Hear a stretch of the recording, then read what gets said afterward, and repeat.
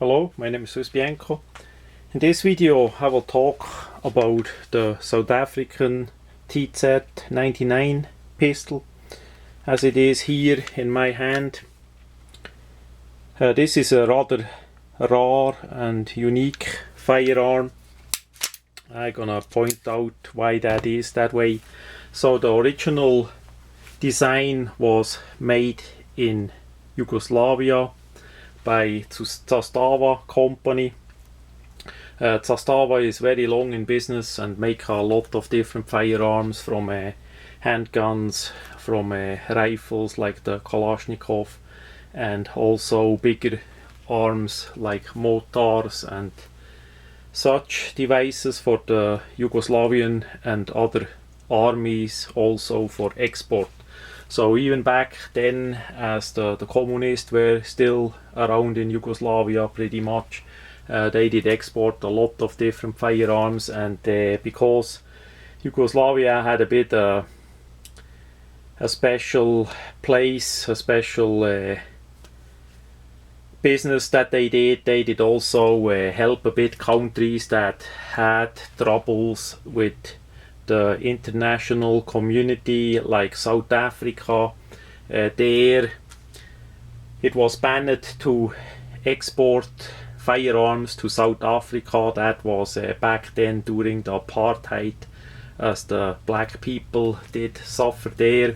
And during that time period, the people in South Africa either had to make up their own designs, which they did, and that is for technical interested people like myself really nice to see what they did come up with, like the Striker 12 gauge repeating revolver shotgun, and they also had some submachine guns that I could have a look at it, how they did do different design features over there, and got their own ideas about it.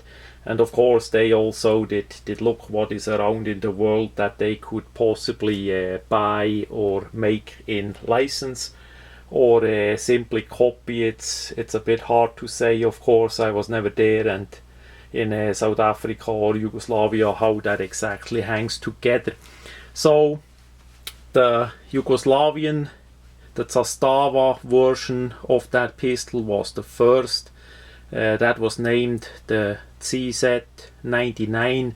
That itself did create a bit problem with the cz that we know from Czechoslovakia back then, like the cz75 and 85. So this one was named the cz99.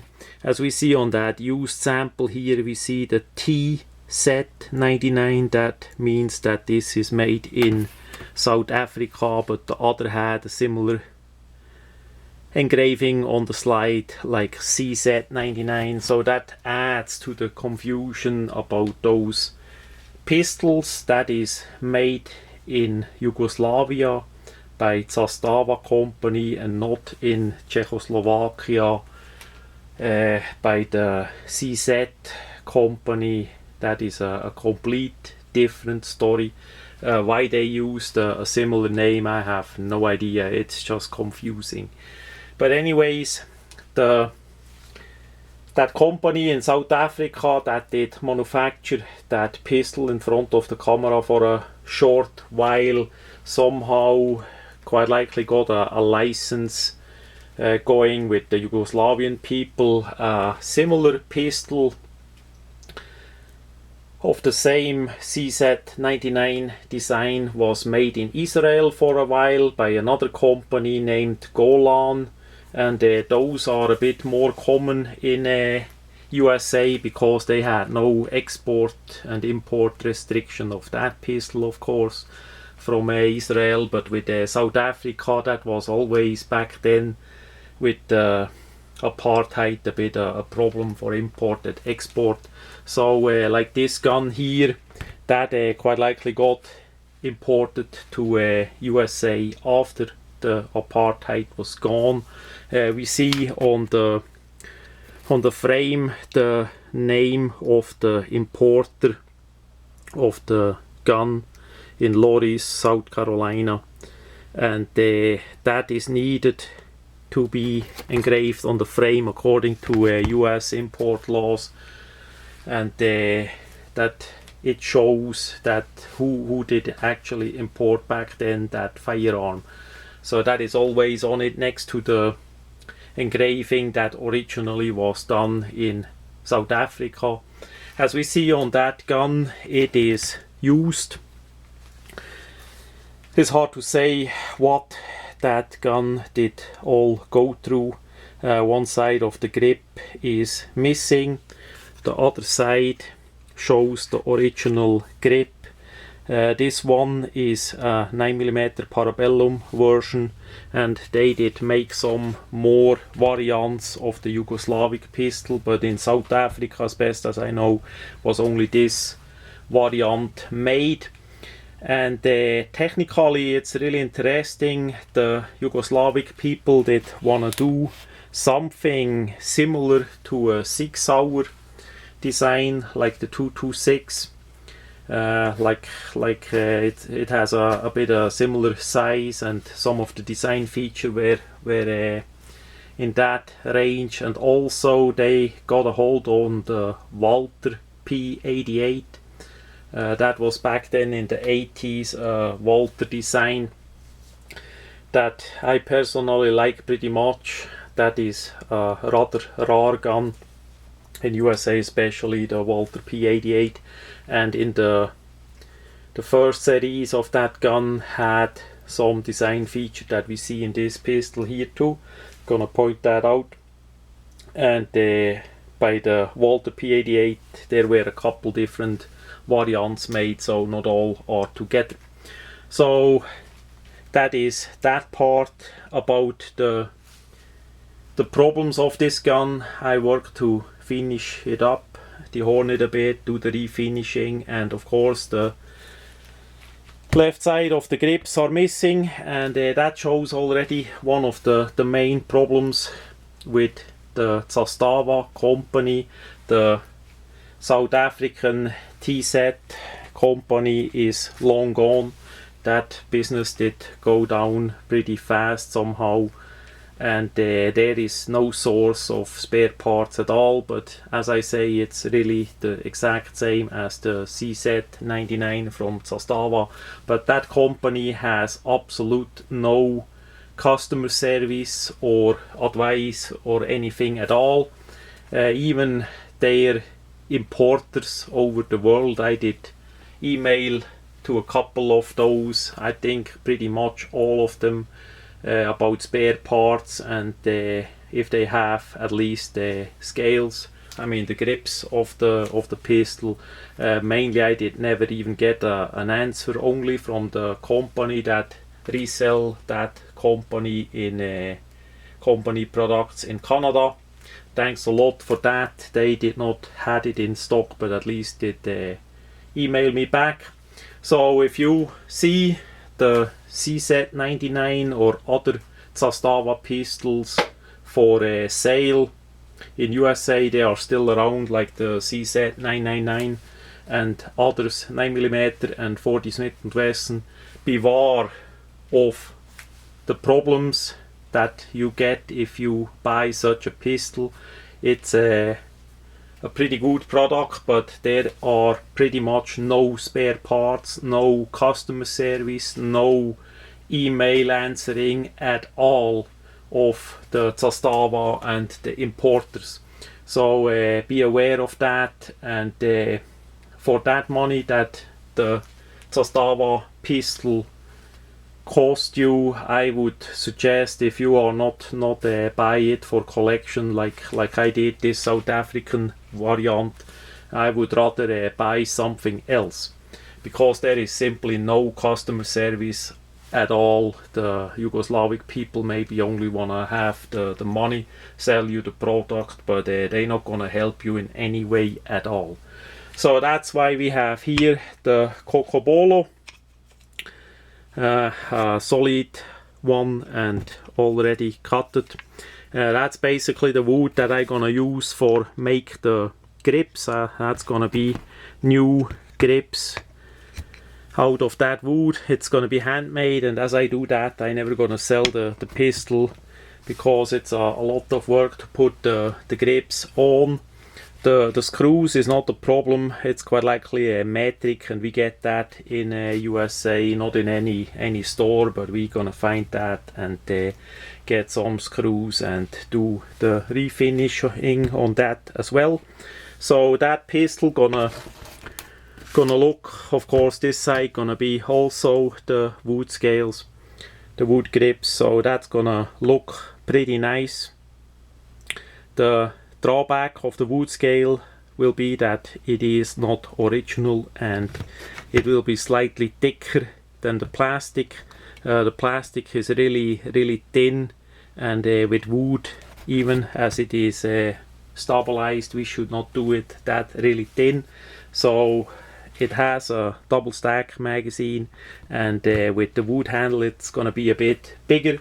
It's not that much a problem with my hands, but just saying how it is. And I also want to point out, if you need such a wood or any other wood, stabilized wood, check out Warren Glover.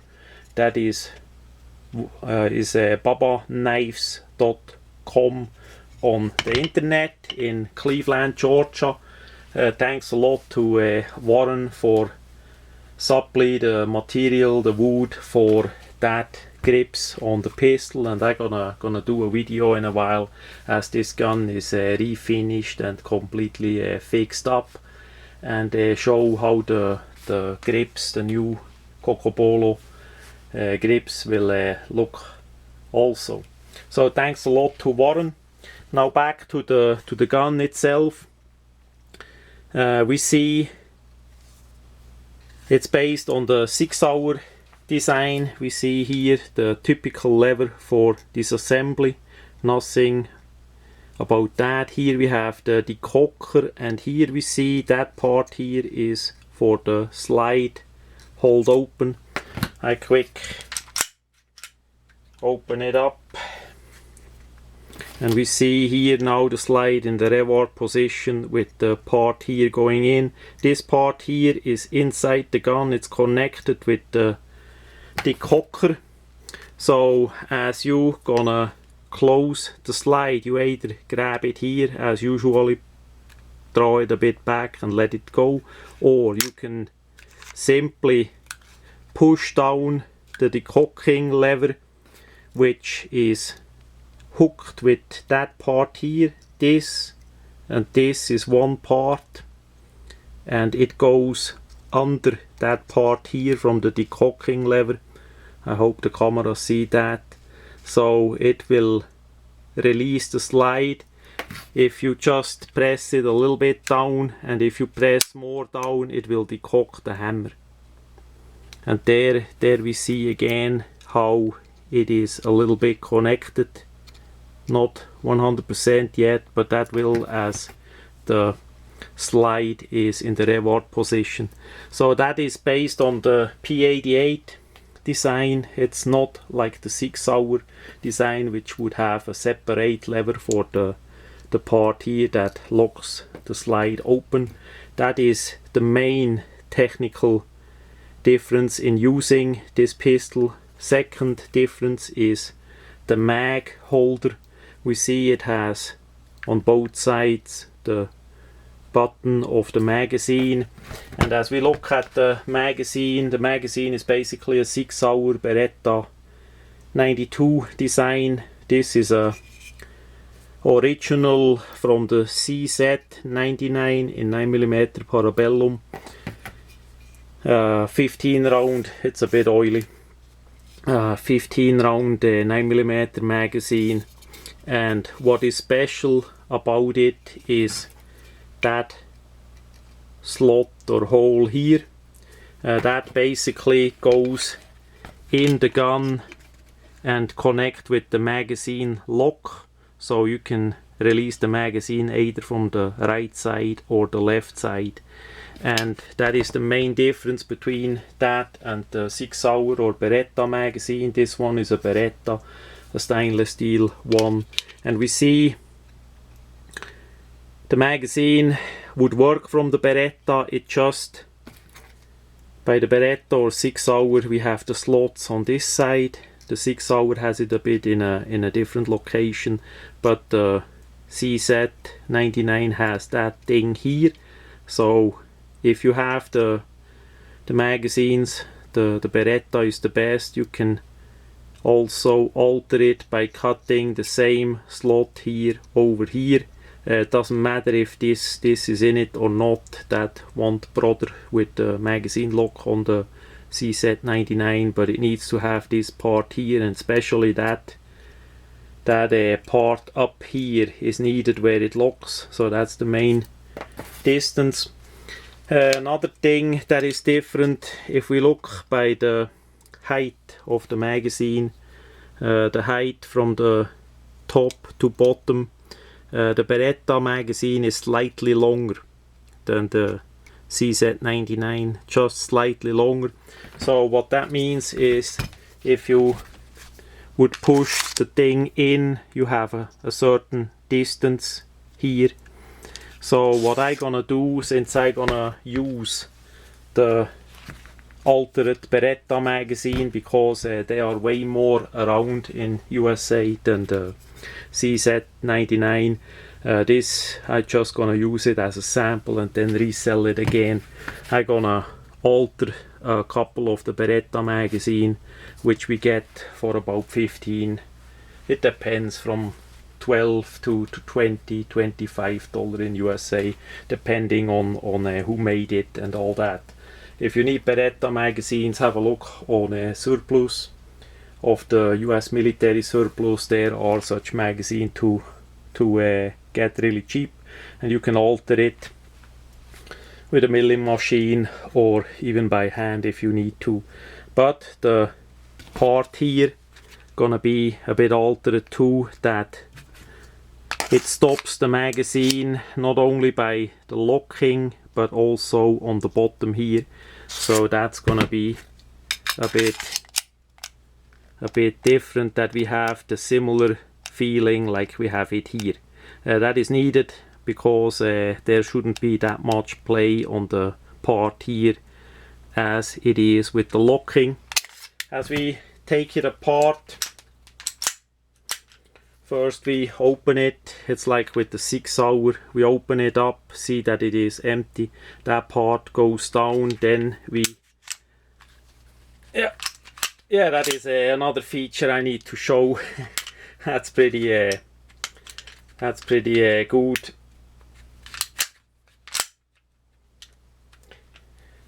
As we take it apart, now we need to hold the lever in that position, release the slide, and the slide comes off. I do that in a minute. As we put it back together, we have it like this. As we push that a little bit, the lever will go back into position, so you can't assemble it the wrong way. By the Sig Sauer, you need to manually push that back up. That is a really nice feature. I just have to reach around a bit around the camera, so that's why it is a bit awkward. So that's how the gun looks like it is. Again, this one is used. Who knows what that gun did all see in its life in South Africa, whatever police or military, we do not know. Internally, of course, the parts are not Sig Sauer compatible, so that's another problem. If you ever break a part, you have a problem. Here in the middle of it, we see there the magazine lock. I hope the camera see that silver part in there where the magazine then locks. That is different than the Sig Sauer system. The slide is nothing special at all. We have what they say is stainless steel bottle. I'm not sure yet. I need to test that out. And the system here is also pretty much similar to a 6-hour but completely different with the part. We have the firing pin safety, we have the extractor as a long part in here, so even if that extractor would break, I would be in problems to find spare parts. And to put it back together, it's similar as with the 6-hour, as I did show, just that lever gonna flip up by itself. That is a really nice feature and make it convenient. The size of the gun, it's pretty much like the 6-hour 226, pretty big gun. It's not like a 228, 229, it's bigger than that, so it's more like a full-size one. And what I also did not show, we have that groove here, that groove in the bottle here, that is where the part here gonna go in. This is not the firing pin, that is the loaded chamber indicator. So as we push that up like this, it would be loaded, it sticks out on the slide. We see here that would come out and show you that the gun is with a loaded chamber ready to fire. And yeah, that's the main feature. The sight is similar to a 6-hour but not interchangeable. We're gonna see if we're gonna mount a Mediglow version that I gonna alter. I'm not sure yet. Again, it's a used one, so but at least it's metal, it should last and work. Yeah, that much about the cz99, the South African version, the tz99 from Zastava.